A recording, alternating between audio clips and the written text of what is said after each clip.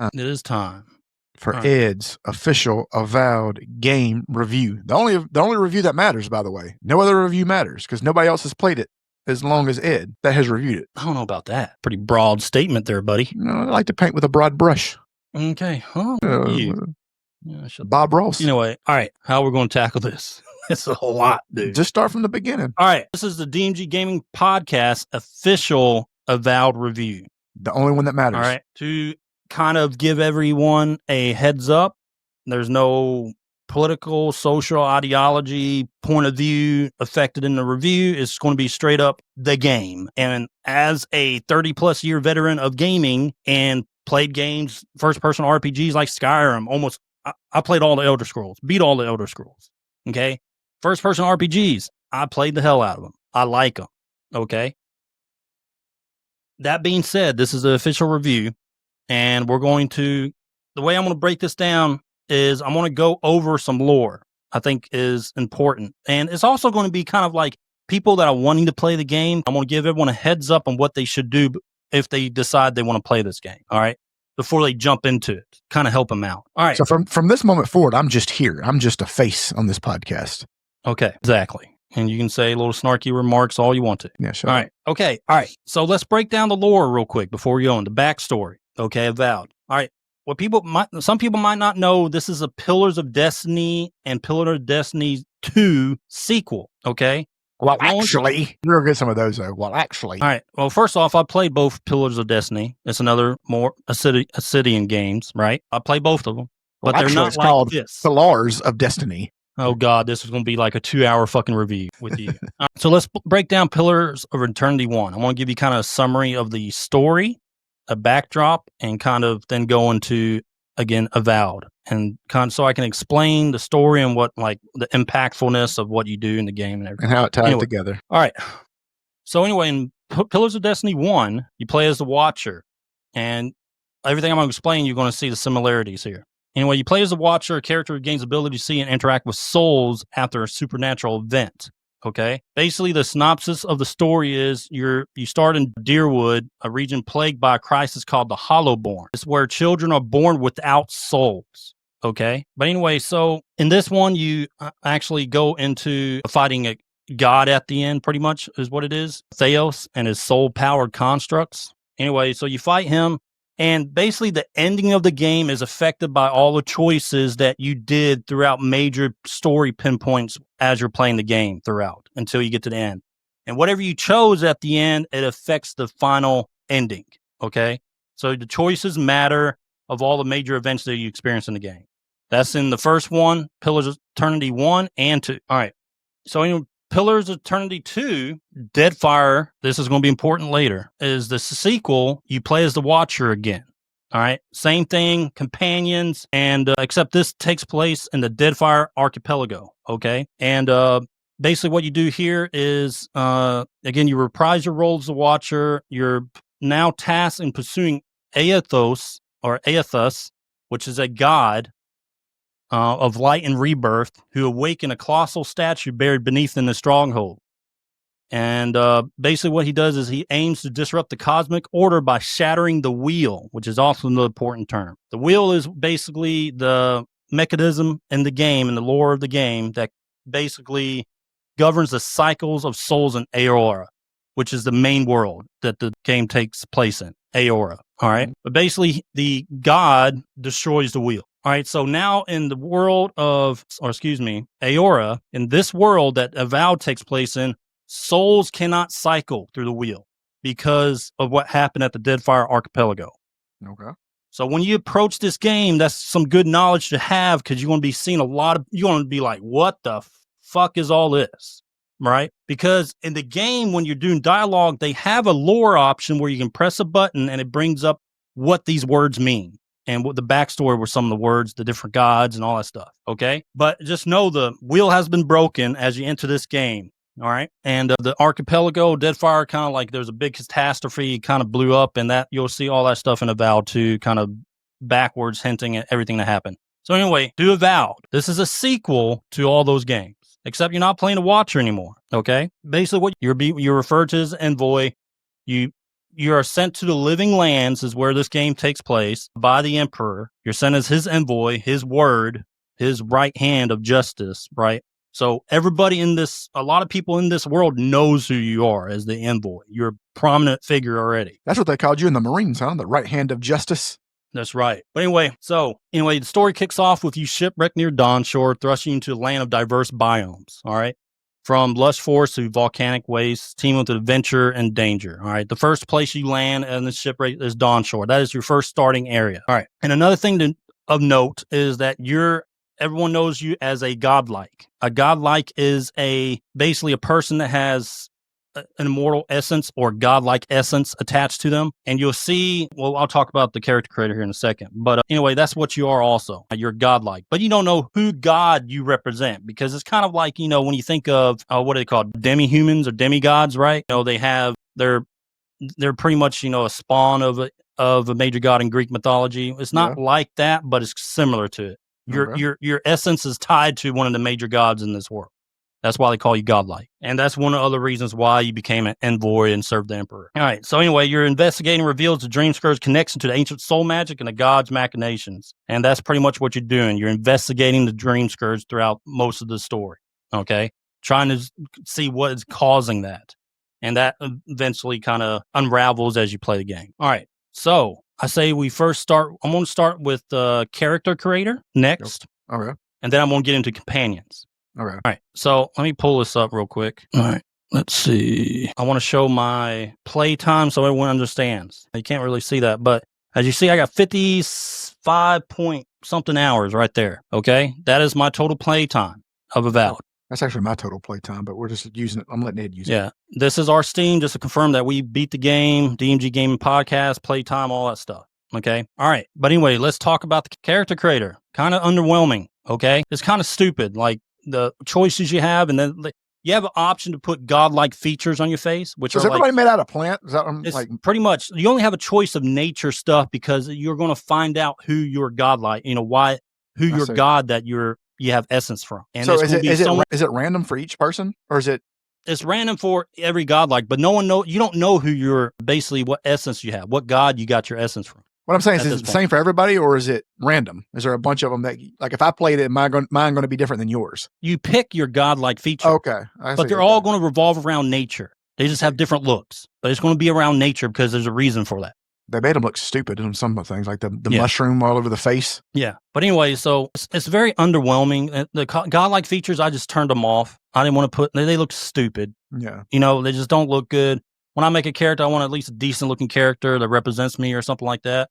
I couldn't even really look bland. I was trying to make a grizzly warrior with some cool features. You couldn't really do that. He's got like moss in his face. No, he doesn't have anything. I turned off godlike features at all. But if you choose to go with the godlike feature, whatever feature you choose is going to be the game. Let's go over the companions. I want to explain the companions a little bit and kind of what they do. The first one you meet is going to be 𝐾𝐨. All right. Oh, God. Yeah. All right. I can't remember their name, but 𝐾𝐨 is basically also came to this island and created a settlement. Separate from the Empire. What you find is a lot of refugees that came to the Living Lands looking to start a new life are trying to separate from the Empire. But the Empire is kind of putting their hands on things right now. But you meet 𝐾𝐨 as your first companion. He's kind of like your melee tank type of companion. He has good voice dialogue. I mean, all the companions have pretty decent voice dialogue in the game. All right. Then your next companion that you meet is Marius. He's a dwarf. He's from Solus Keep. He's in the last area of the game. Well, I mean, you meet him in the second area, but... is he like a child dwarf? Because look at that, like a child. Yeah, so he's like your hunter. He can find treasure for you and stuff like that, kind of ensnare stuff, a lot of nature attacks, and he's mostly range. Again, decent dialogue with him, but I'll go into that too later and once we actually break down the review. Then you have another companion, which is actually my favorite companion, 𝐷eata. All right. This companion, her personality actually fits. All right. Oh, also part of the character creator, you can pick a background, right? You can be a war hero, whatever. You can pick a background, and that affects your dialogue choices. Like you can say stuff like, shut the hell up. You're talking to the envoy. And that's kind of what I picked. Her personality matches, if you pick war hero up front, her personality is going to match what you choose a lot in the game using the war hero option in the dialogue. So there's one part of the game that I actually liked. I liked how she dealt with stuff. But anyway, she's an animan, so she can basically deal a lot of magic stuff, magic damage. Not as much the other companion we'll talk about here in a second. But she can heal you and put bubbles on your stuff. A lot of animancy, like soul stuff, soul magic, basically. I see. But anyway, so there's a part in the game in the second area. Once you save the city of Fjord, if you do it right, and kill the reserves that are hidden in a cave full of 𝐿𝐴, which I'll explain who they are in a minute. But you basically have a choice of either executing this guy that's part of the 𝐿𝐴, or letting him live and maybe seek justice to the Empire. But my option was like, no, he's a traitor. He's going to die now. Let's execute him. And she also chimes in like, yeah, let's cut this bastard's head in. Okay. So I liked her personality mixed with my character. So she's a good companion because she can heal. I mean, if you're playing a tank, just get her, you're never going to die. Is this one of these games where play it on the toughest difficulty, you will never die. Where you can screw your companion? No, they hint at it, which I'll get to later. No, boy. All right. The developers came out and said you can't romance companions, when they did a sit down. The truth is you can.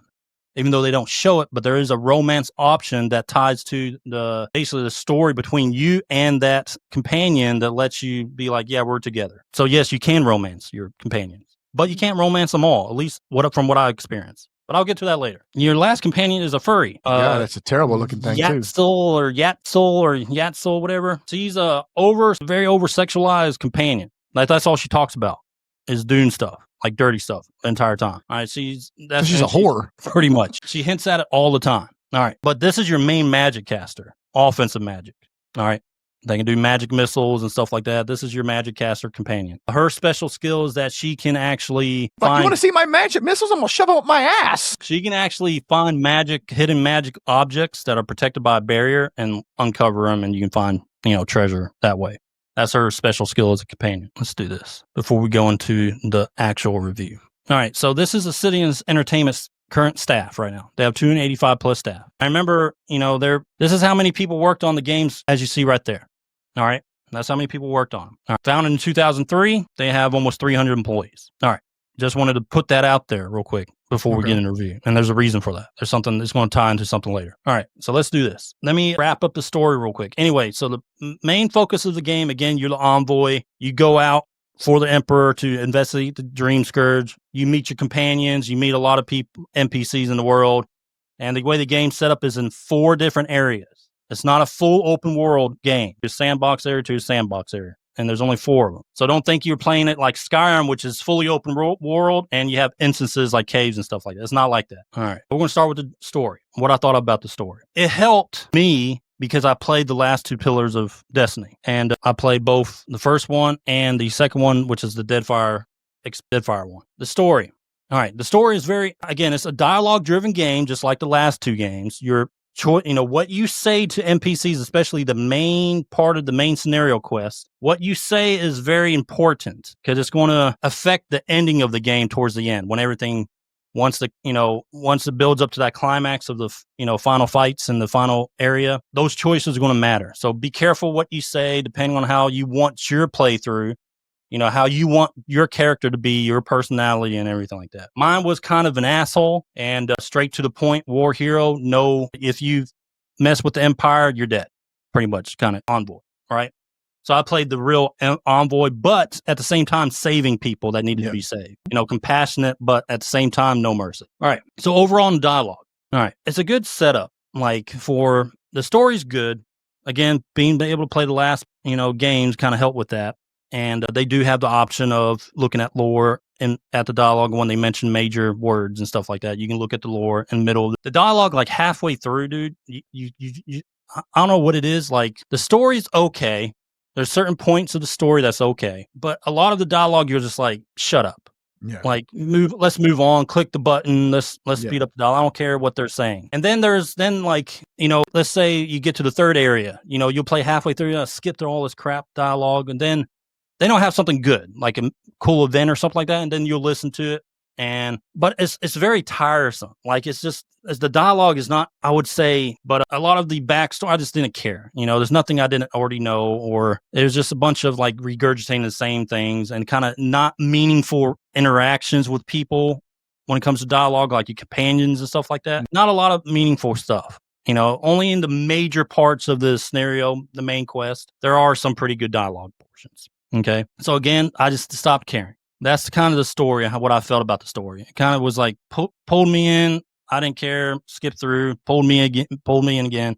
I really didn't really care much about it. All right. The draw distance in the game is amazing. All right. But it's not the first time it's ever been done. So don't base your, when I see people say the draw distance was amazing, it's not the first time it's been done. If the Nintendo Switch can do it, I'm pretty sure you can do it. Yeah.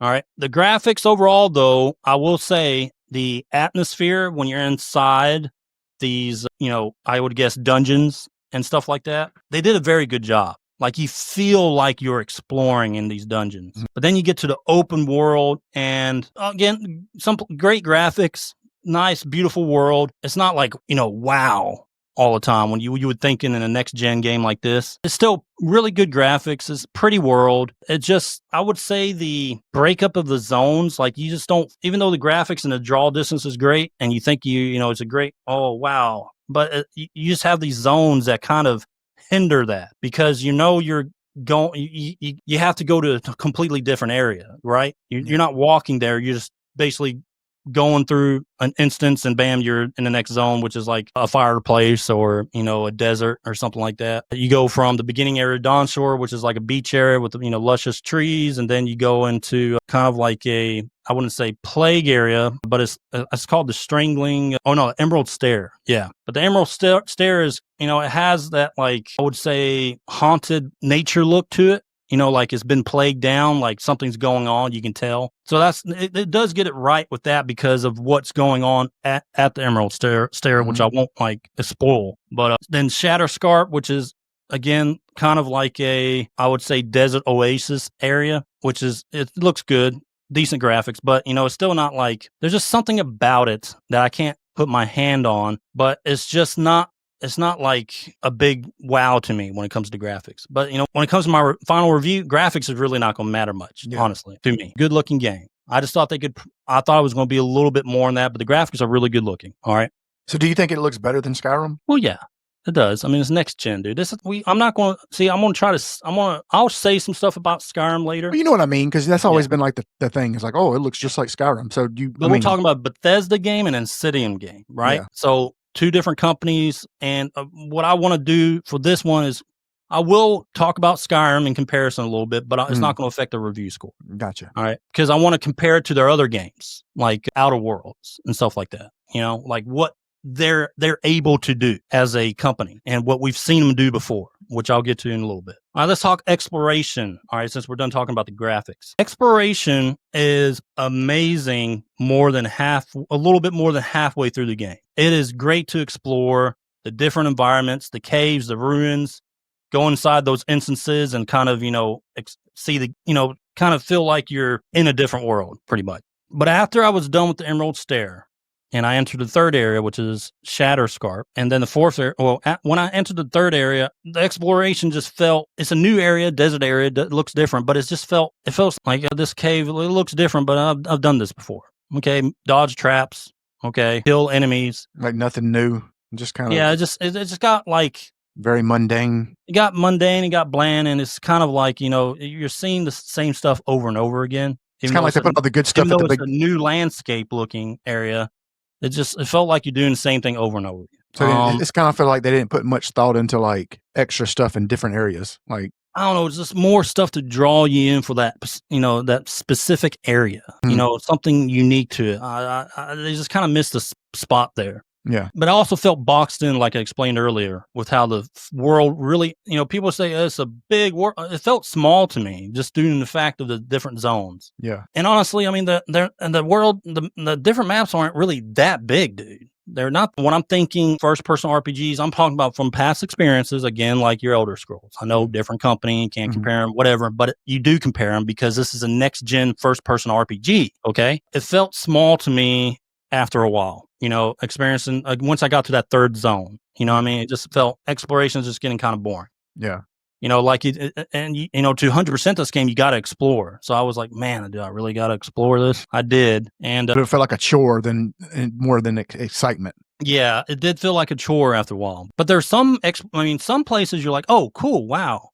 Again, it's kind of like the story. the dialogue and the story. It brought me in for a little bit. Then I was like, oh, and then I'm just like kind of bored again with the exploration. But it's off and on. But exploration, I would say, is okay. It's fine. All right, it's fine. All right, you're expecting decent RPG mechanics. Well, it doesn't. Doesn't have. It has some, but it's not that good. Yeah. All right, you have 4 class skill trees to actually pick from, and you can mix and match. Like, I'll show you what I do real quick, and I'm actually going to show everyone my build for the game, which is actually a build, if you guys want to run it, if you play it, is really good. All right, let me pull this up. I showed him this build, by the way. No, you didn't. That's a horrible picture. Let me remove that. Let me pull up. What'd you do? Take a picture with a potato? Huh? Yeah, pretty much. All right, let me, here we go. I think this is a better picture. There we go. All right. So this is a trip. I went with the charge. I only put 1 point in that. Then the yellow icon that you see, a shield, that's stamina with heavy armor. So like I can wear heavy armor and consume less stamina when I attack. I see. The axe, 3 points into that, is a bleed accumulating. So every time you do a power attack with an axe, you apply bleed. And I maxed that out because I wanted to just, as soon as I did a power attack, bam, the thing has bleed on. Yeah. The skull and sword is critical strike damage. I've maxed that out up to, I think it's 60 or 70%. The heart to the damn, really? Yeah, and the heart to the far right is basically, I think, like 35% max health increase because I am frontline. I'm not wearing a shield. I'm wearing heavy armor, but I'm dual wielding. Okay, so I'm not going to be doing shield blocks or anything like that. I know I'm going to take damage. Okay, most parry, games, but dude, I didn't parry once in this game. And that's crazy. I'm going back to the critical strike because that's 70%. Like most games are like 16%. Added to your critical strike. Critical strike, get to the critical strike chance. Because I was about to say, good God, that's overpowered. And I did this other one called, like, I forget what it's called, but basically if something attacks you, you have like 8 seconds and your next attack is going to do 70% more damage of what that monster did to you. So it's just increase. I know I'm going to get hit. I'm playing a dual wield. I'm not parrying or blocking. I know I'm going to get hit. So I picked that. So a monster hits me, I'm on my next power attack, game over. That's crazy. And that's all I went into the fighter tree. Okay. That's all the points I needed to go into. All right. Now, so in the ranger tree, what I did was, you see the one with the axe, sword, and the mace? That's one-handed damage. And it goes up to 50% increase for one-handed weapons. So a flat base increase of 50% more damage with one-handed weapons. I'm dual wielding now. Okay. And the other one that's my latest point right before I completed the game. That's basically just giving me every power attacks with swords. I'm increasing the power attack by like 25% more damage. All right. But then you see the skull with the arrows shooting up, the red skull down here. That is your critical strike chance. That's 20% maxed out. Oh, God. Yeah. And then I did so I have the charge. It's not too bad.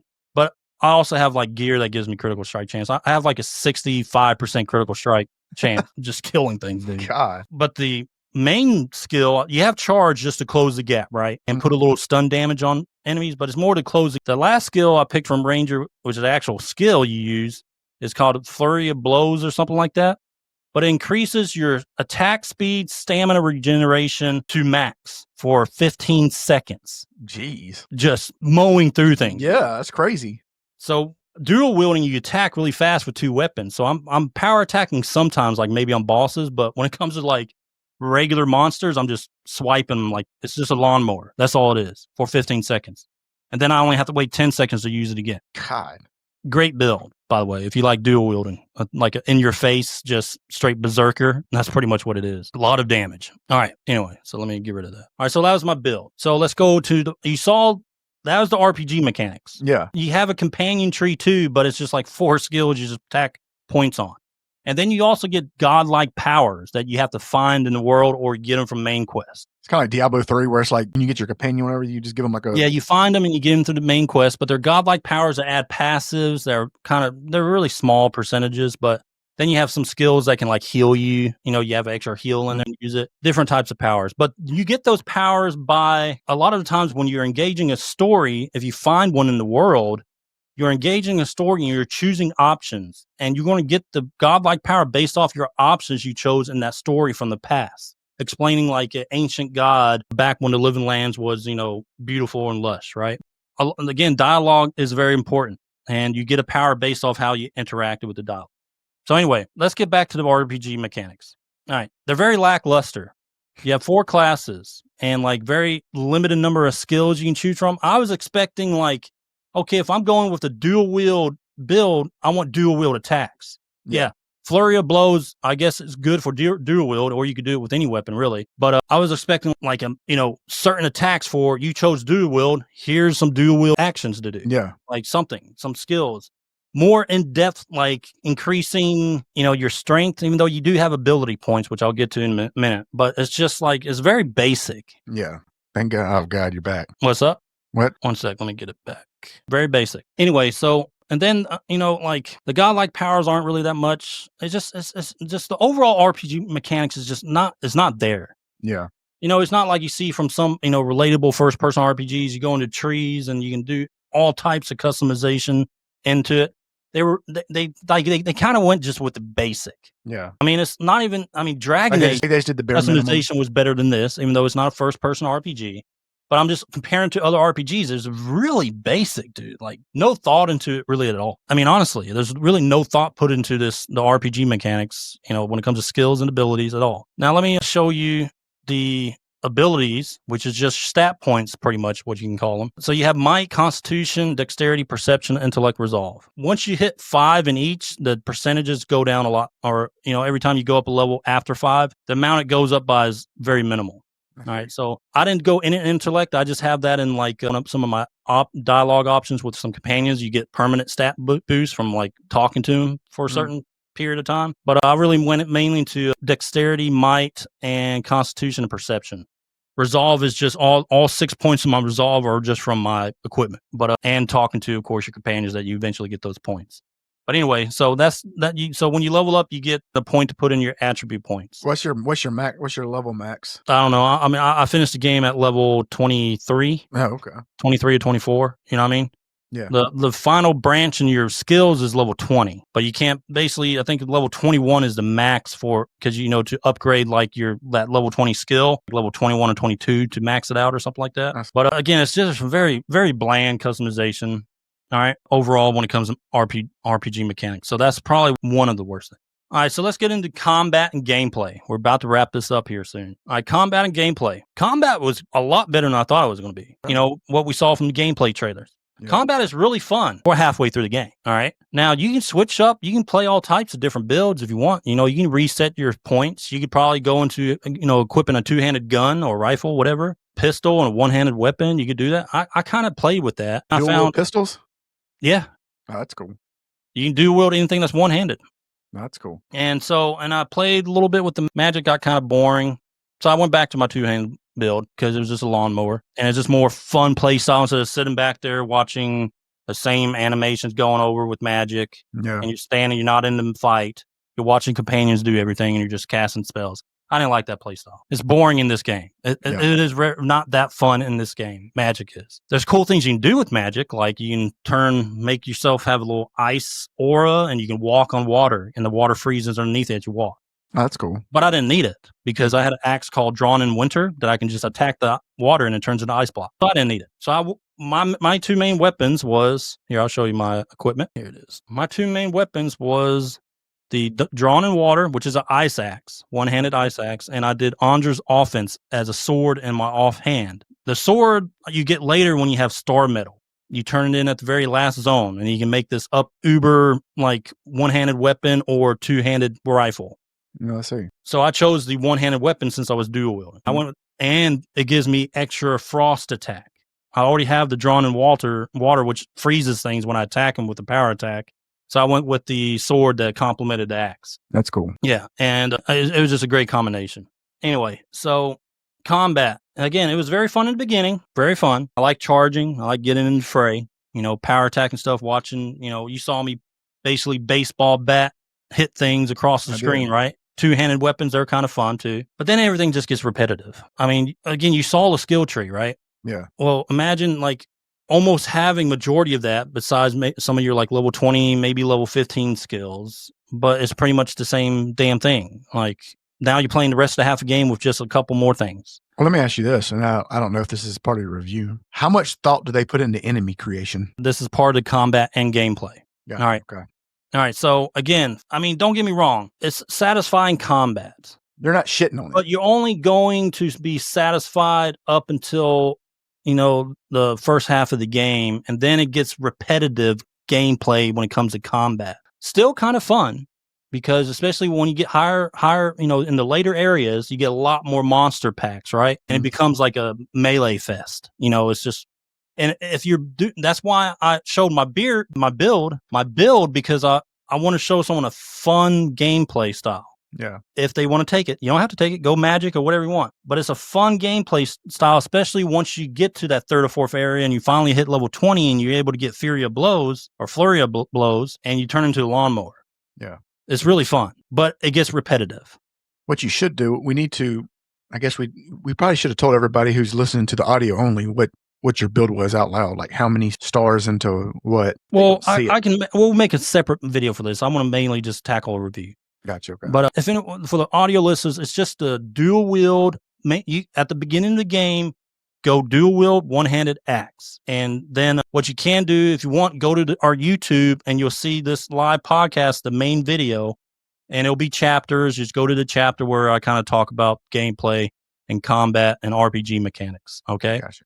And that's where you can find pictures of the build when it comes to where the skill points go. Okay. But anyway, so again, combat is fun. My build was fun up to a certain point. Then it got kind of repetitive. And I'm just like, let's get through this kind of feeling, Gameplay. All right. We talked about exploration. We talked about combat. That can be part of gameplay. But there's another thing we haven't talked about, and that is enemy types. Okay. There's a lot of bears. All right. The bears is the main mob in the game. You're going to have bears everywhere. Why is there so many bears out of everything that they could have made? Why there's bears? Things that have, there's human enemies that have pet bears. One of the bosses you can find on the map of Bounty has a Uber bear.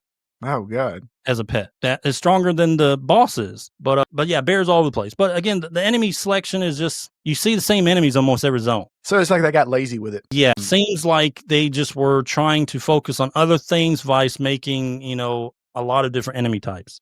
And you're not talking about the design of them. You're just basically talking about no, the designs are fine. I'm talking about lack of enemies, basically. The lack of types of enemies. Yeah, okay. Because as soon as you see a few enemies in the first zone, you know exactly what to do to them in the next zone. Oh, look, there's the priest. That's going to heal the group. Let me go kill that thing. It's like playing Double Dragon. There's a shield. Almost every single enemy type has a shield except for a bear. At least I didn't meet one with a shield. I wouldn't be surprised if it did have a shield with how many bears there are. But if they have a shield, you're going to power attack just to break their stance. And then you can hit them and kill them. And then, the dryads are a lot of magical summoning, like these elementals and stuff like that to assist them. You know what you're going to do. Like as soon as you finish the first one or two areas, you know what to do with the rest of the stuff. Yeah. And even the different humanoid enemy types all do the same thing. They're just called different. Like you have the enemies affected by the dream scourge. They're like pretty much zombies, I guess, going psycho. They've gone crazy because of the dream scourge. They have a priest, just like your regular human enemy types. They have a shield, just like your regular human enemy types. There's nothing, and some of them explode. I think that's one of the different things. One of them explodes. But then you'll find out the little goblin guys can also explode. So it's kind of like old Final Fantasies where they had like the same design, just different colors with more hit points. Yeah. So anyway, enemies lackluster. There's not much of a, I guess, smorgasbord of enemies. It's pretty much the same thing you'll see in and out of every zone. All right. So that's combat and gameplay. Overall, the combat and gameplay, I would say I like the gameplay, but the enemies get repetitive. All right. And that's, again, halfway through. There's a common theme here. Halfway through, trust me, you'll notice it. That doesn't mean the game's not good. Okay, I'll get to that. But you'll notice the repetition. Yeah. And you'll notice the repetitiveness as you play the game once you get, again, halfway through. And that's pretty much the sum of every single point we just talked about, just halfway through. Halfway through. All right, let's get to, we already talked about the areas, but let's talk about once I got to the last area. I 100%ed everything from the first, second, and third zone, right? I got to the last area, final part of the story. That was a slog fest because it was all the same shit over again. Again, volcanic looking area. You meet the dwarves in Soulless Keep or whatever it's called. Do all the dwarves look like that character? They just look like dwarves, dude. They all have different hairstyles and stuff. But it's the hairstyles you see in the character creator. But anyway, so your main bad guys in this game technically are a group that's under the Empire called the Still Garrote. Think of like the Nazi SS. right?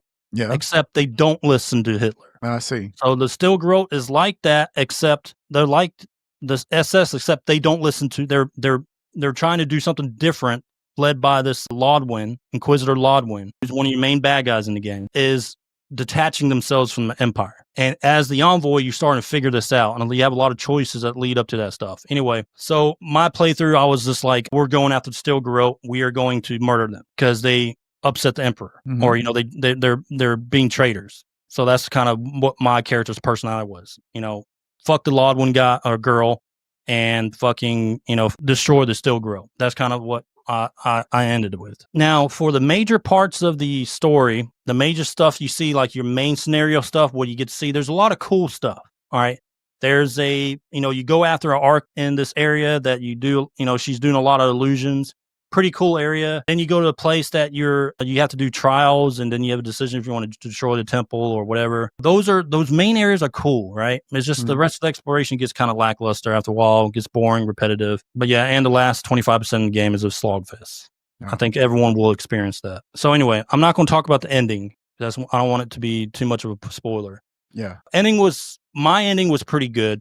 By my choices. Okay. I went with, again, all about the Emperor, but saving people that were to be saved, innocent lives, and going after the 𝐶𝐿, the people that betrayed the Emperor, or betrayed the Empire. So my ending was pretty good. And it was a decent ending for RPG like that.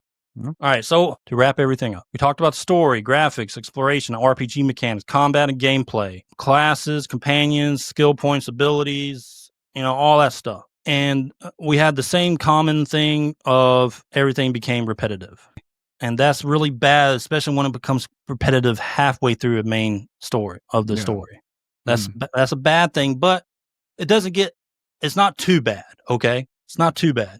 There's a lot of stuff that makes up for it. And the combat, yes, can get repetitive, but my play style kept it a little bit fun, more interesting, in your face kind of combat, right? Yeah. All right, so my final review for this game is, I'm pulling my graphic. Oh, you got a graphic this time. Yeah. My final review for this game, the game is a good addition to the first-person RPG genre. It's just a good RPG. That's all great. It's not great. It's not elite. It's not a masterpiece. It is not a masterpiece. For these guys that give these damn reviews for masterpieces for this game, it is not. Yeah. Stop listening to those people. But it's not as terrible as other people are making it out as well. And those people, most likely, the common theme is they have an Xbox profile. Yeah. Okay, stop it. You don't have to shield for Xbox, man. Just be truthful about it. Yeah. And don't be the person that says it's a shit game. You haven't played the game. And that's it's a common denominator, right? Yeah. People that just completely shit on the game, 95% of the time they didn't play the game. They're going with a certain group, right? Yeah. But, I agree with all the backlash that the developers got for that. I agree with that, but that should not be part of your review, okay? Or if you agree with the political stances, whatever, that should not be part of your review also. Correct. To give it a better score. Correct. This is all gameplay, straight what the game is. It's a 7, all right? It's fun to play up to a certain point. It becomes a slog fest, but it still has those redeeming portions that kind of make you jump back in, but then, again, it pushes you away, all that crap. And that's what it is. It's just it's a good game. It's a good the only review that matters.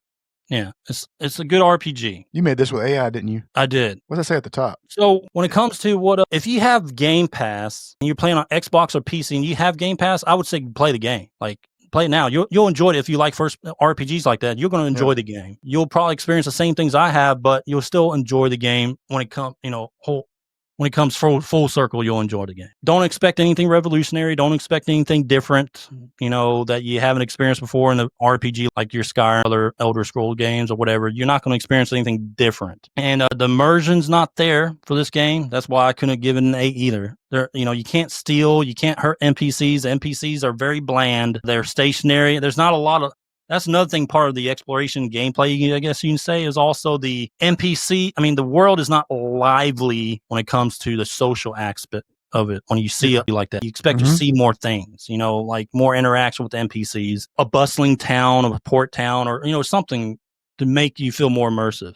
Yeah. But overall, I would not say, like right now it's $60 to buy it, right? Yeah. Depends how bad you want to play a first-person RPG. You know what I mean? Like, if you're a huge fan of Skyrim, then yeah, buy it. You'll enjoy it. But I mean, honestly, I'd wait till it goes on sale. If you know, again, you don't own Game Pass, you want to buy it on Steam, wait till it goes on sale. Yeah. And buy it. What? This is just a yes or no question. Is the replay value there? No. Okay. I'm not playing this game again. Gotcha. Okay. It doesn't take that long to 100% the game. Yeah. Like, I didn't do it for the last zone, but that would just add maybe 4 to 5 more hours to my playtime, maybe. Yeah. You know what I mean? Like, I don't want to replay this at all. I saw a review for replay value of 9 or a 10. No, buddy. It's a fucking 0. Yeah. I mean, until mods come out, like, if this can get modded, not even to the, of course, not to the level of Skyrim, but if this can have some decent mods that some good modders work on, there is replay value. But right now, it does not have it as a base game. Yep. I mean, like, I'm not interested in seeing different things that happen for different dialogue choices. I'm just not interested. I don't want to slog through all that crap again. Like, I really don't. 𝐿𝐻𝐸 Design says not even close to Elder Scrolls. Never say it's better than Elder Scrolls series if you cannot actually compete. I mean, it does. People that say it's, I mean, this is where I'm going to get at with this. I didn't do my review trying to base it off a Bethesda game. I kind of looked at it as like, this is a Obsidian game.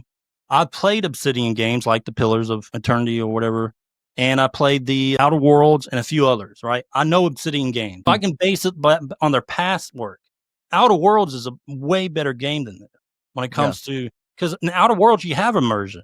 You can steal and kill NPC. So Obsidian can do this. But why they chose the route they did with Avowed is kind of is confusing why they didn't do it. Yeah. And, you know, the NPCs were better in Outer Worlds. So, you know, that's kind of weird to me. Yeah, Pillars is fantastic. Yeah, it is 𝐿𝐻𝐸. But anyway, so again, you know, based off just that, you know, without any comparing to Skyrim, it's a good first-person RPG. That's it. And I do want to talk about some things when it comes to, actually, that's going to be in my worst things about Avowed. We'll get to that here in a second. All right. But like I said before, when it comes to buying, I would wait till it goes on sale unless you're a huge fan of first-person RPGs, and I would say buy it now. Okay? Yeah. You'll enjoy it to an extent. You'll enjoy the game. But if you have Game Pass or PC, I'd say go ahead and play now. I mean, you're already paying for it. Might as well play a game like this. It has some type of longevity to it. You know, again, around 50-hour mark. Unless you just do the main quest, you're looking at about 30 to 40 hours without the exploration. But it just wasn't what I was thinking when it came to the world, exploration and stuff like that. Anyway, so yeah, 7. That's my final score. It's a fair review. Again, no picking sides. It's an honest review. Yeah. And at the end of the day, I look back, I enjoyed the game. Okay. But it's nothing new. It's nothing great. It was just a decent, good addition to the RPG. You're not going to remember it a year from now. No, I'm never going to play it again. Gotcha. Okay. Probably even when mods come out for it, I'm still not going to play it. There you go. All right. So let me close this.